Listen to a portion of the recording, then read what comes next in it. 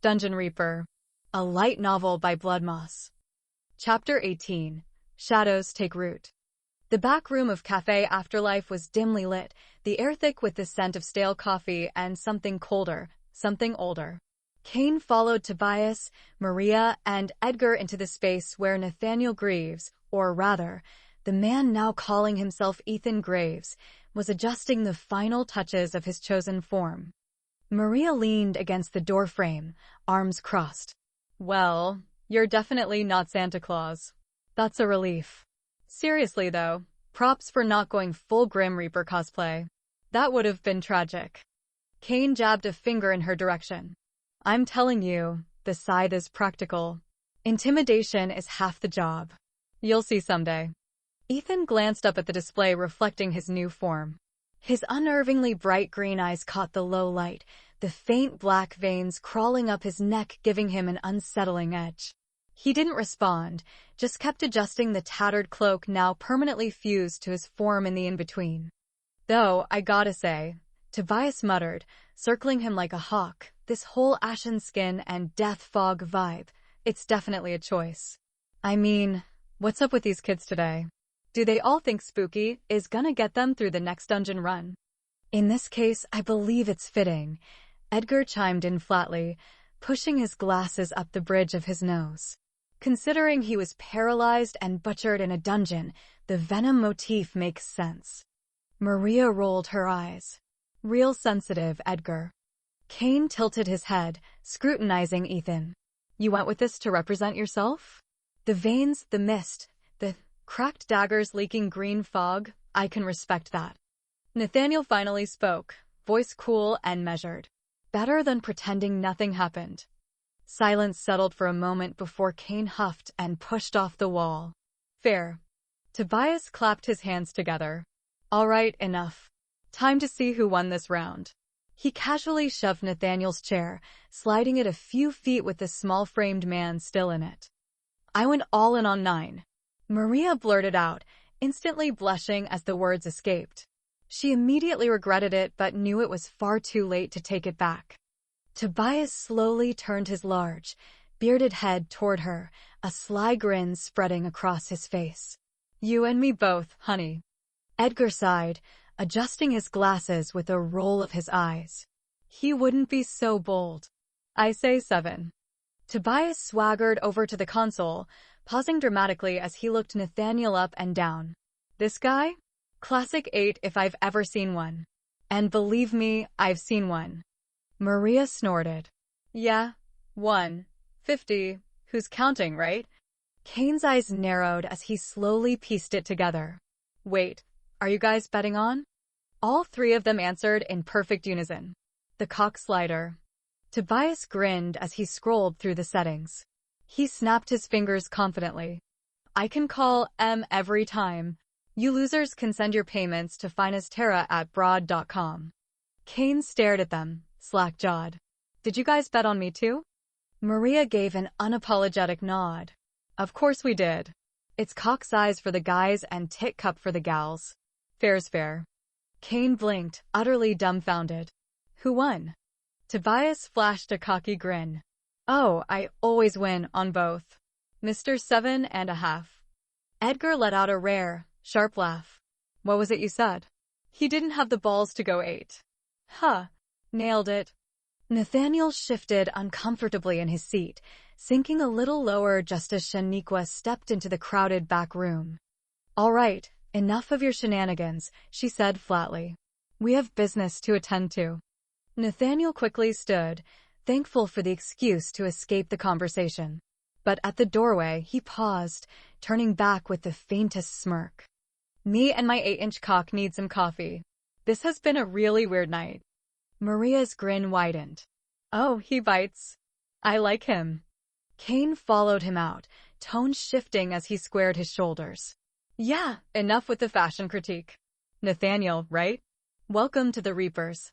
Try not to die again. It doesn't work out so well the second time." Ethan gave the barest hint of a smirk. "I'll do my best." Tobias leaned in toward Cain, voice low. "You think he's gonna make it?" Edgar's straight face didn't fade. "Only time will tell." Maria's eyes glimmered with mischief. Oh, don't worry. We'll break him in. And with that, the room's energy shifted from scrutiny to reluctant acceptance. Nathaniel Greaves, now Ethan Graves, was part of the squad.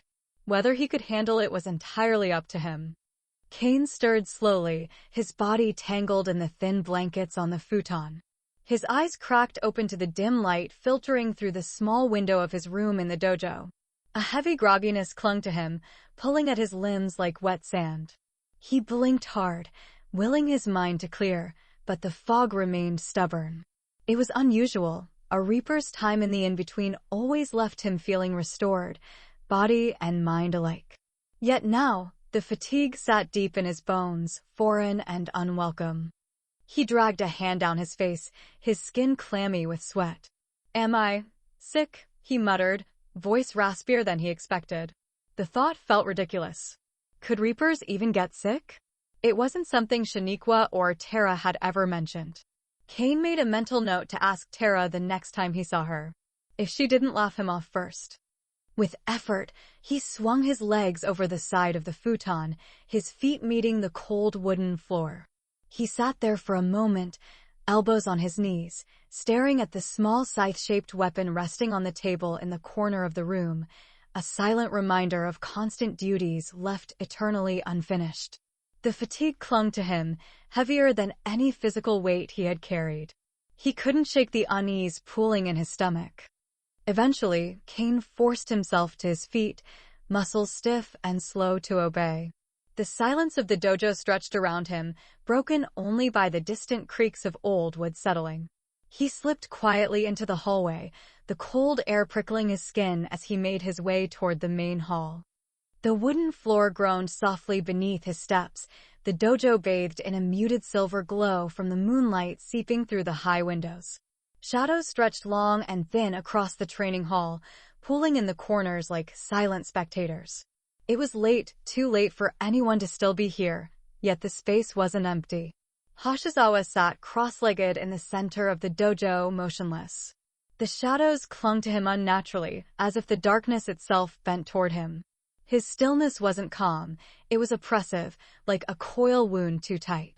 Cain hesitated at the threshold, memories of their last session prickling at the edges of his mind, the raw fatigue, the psychic link, and the pressure of expectations heavier than any blade he could lift. Yet after the promotion news from Shaniqua, the need to push forward gnawed at him. He couldn't falter now. He took a step forward. Hoshizawa's eyes snapped open, twin shards of steel glinting in the low light. "You're late," he said, his voice carrying the weight of expectation. Cain managed a tired smirk. "Was busy dying. Came back. Ready to go." The briefest flicker, was it amusement or annoyance, crossed Hoshizawa's face before vanishing. "Sit," Hoshizawa instructed, and Cain dropped to his knees, mirroring his rigid posture. The silence stretched between them, taut as a wire. "This time will be different," Hoshizawa murmured, his tone leaving no room for doubt. Cain raised a brow. Different how? But the air was already shifting. The world dimmed at the edges, the dojo fading as Hoshizawa's presence loomed larger, pressing against Cain's mind. The link snapped into place, sharper, colder than before, and Cain felt it. Not just forms or movement, but something deeper. Memories, scars, silk-wrapped corpses, fragile bodies suspended like grotesque ornaments, and muffled cries lost in the dark. Cain's breath hitched. No, not this. But it surfaced anyway. Cain could not move, completely overwhelmed by the mental abilities of the Shihan. His pulse quickened, unease coiling in his gut. But Hoshizawa wasn't finished. The mental link deepened without warning, plunging Hoshizawa further than before. Cain's barriers, already worn thin, cracked wide open. And Hoshizawa saw everything. Not just the lingering echoes of the dead, their grief, their pain, but their release. The reaping. He watched through Cain's eyes as delicate, silk-wrapped forms, children, hung in the shadows of that cursed dungeon. Fragile bodies twisted in suffocating webs, their souls flickering like dying embers. Cain had reached for them, but not with hands. Shadowy tendrils, dark and coiling, extended from him, gently unraveling the cocooned bodies. One by one, their souls unraveled like smoke, spiraling upward and vanishing into the abyss. No words, no rituals, just release. And then it came. A flood of energy poured through Cain, raw and intoxicating. The weight of death pressed against him, but he didn't drown. He absorbed it, reshaped it, let it strengthen him. The darkness didn't consume him, it sharpened him. Hoshizawa felt it, too. The power didn't stop at the boundary of their connection. It spilled into him, licking at the edges of his mortal mind. Cold, searing, bottomless. A rush unlike anything he had ever known. Strength. Purpose. Across the mental link, Hoshizawa inhaled slowly. His eyes narrowed, but his breath faltered. He watched, entranced, as the act of reaping unfolded before him, a moment both impossibly gentle and utterly final. The soul shimmered, fragile and trembling, clinging to the remnants of life with a desperate, wordless plea.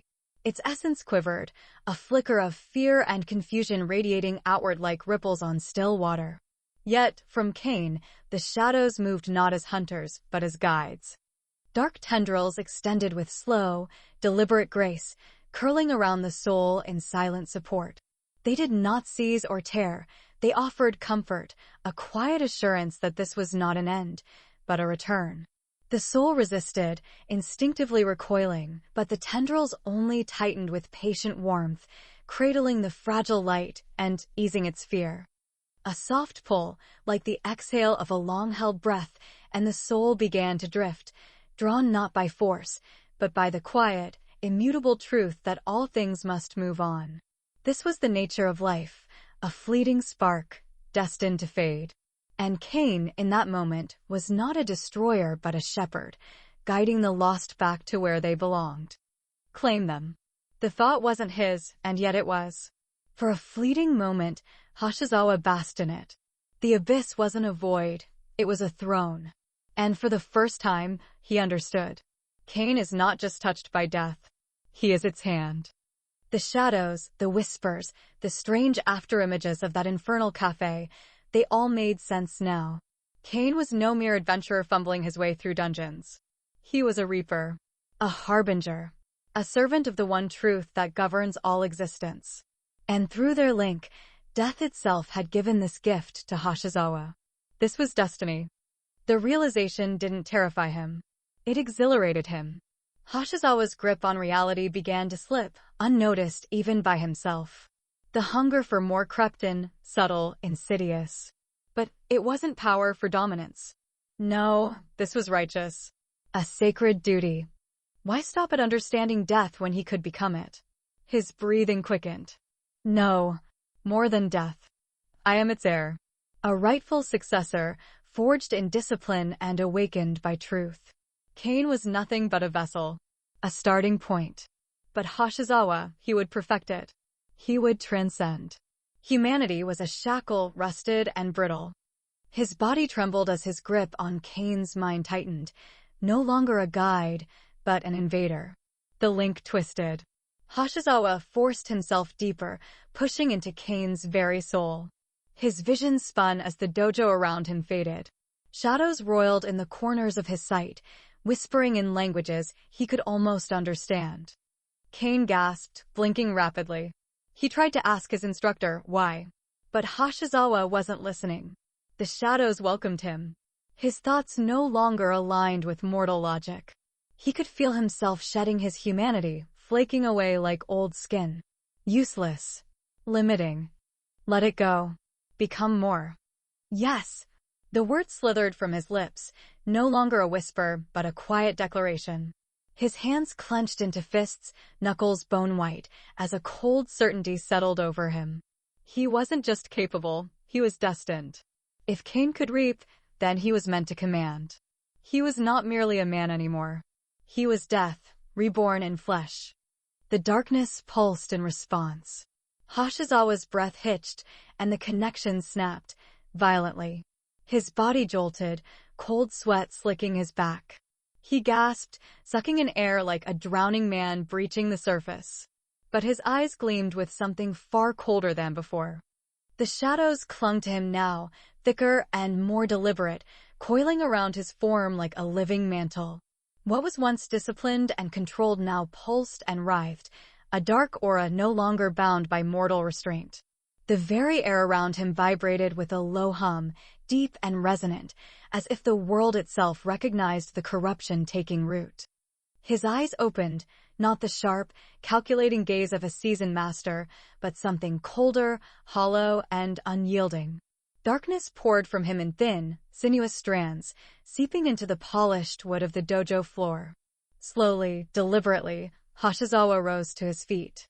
Where his bare foot touched the ground, the meticulously maintained bamboo that lined the dojo, plants he had shaped and nurtured over decades, crumpled into gray ash.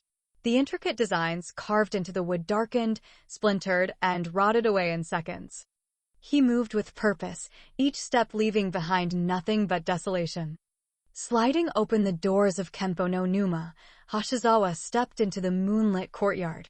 The once vibrancy of grasses and delicate wildflowers, painstakingly cultivated to create balance and serenity, shriveled the instant that dark visible aura touched them.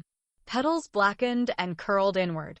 Stalks turned brittle and snapped under the weight of a wind that did not blow. A breath of death spread outward in slow waves, devouring color and life alike. A voice broke the silence. Shihan, a young student, barely more than a boy, stood at the edge of the courtyard, clutching his training bag, confusion and concern tightening his features. "Is everything all right?" Hoshizawa turned his head slowly, his gaze settling on the boy. The world stopped. The student's breath caught in his throat, his eyes going wide, too wide, before blood began to seep from the corners. Thin rivers of crimson traced down his cheeks as his knees buckled, a strangled scream ripping from his throat. His body convulsed, racked by a pain far beyond comprehension. But Hoshizawa did not speak. He did not offer comfort. He simply watched. And then he turned away. The boy's broken sobs echoed in the empty courtyard as Hoshizawa walked on, the shadows at his heels consuming everything in his path,